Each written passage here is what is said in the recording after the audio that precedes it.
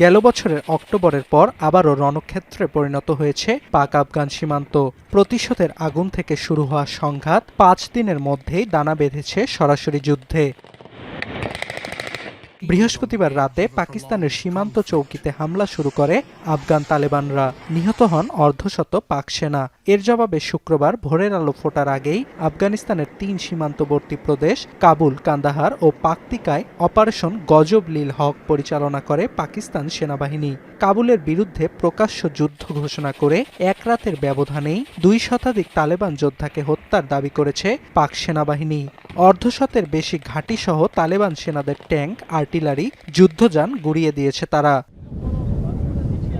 বিপরীতে পাকিস্তানের গুরুত্বপূর্ণ শহরে ড্রোন হামলা চালায় তালেবান যোদ্ধারা। কয়েকজন পাক সেনা অপহরণের দাবিও করে তারা। তবে একদিনের রক্তক্ষয়ী সংঘাতের পর আনুষ্ঠানিকভাবে পাকিস্তানকে দ্বন্দ্ব সমাধানে আলোচনায় বসার আহ্বান জানান তালেবান সরকারের মুখপাত্র।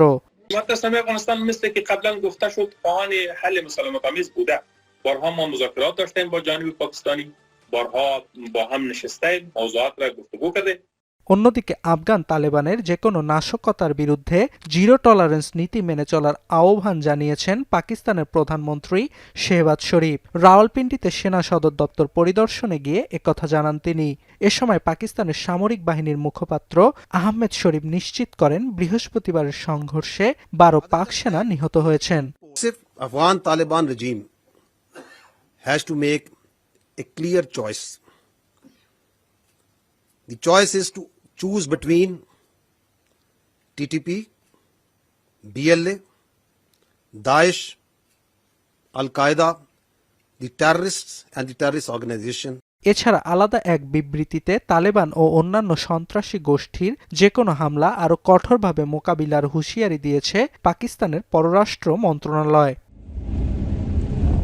তবে সংঘাত ভুলে কাবুল ও আফগানিস্তানকে সংলাপে বসার আহ্বান জানিয়েছে জাতিসংঘ সহ একাধিক দেশ। এছাড়া পরিস্থিতি নিবিড়ভাবে পর্যবেক্ষণ করছে যুক্তরাষ্ট্র। অর্ণব প্রসাদ, এখন বিশ্ব।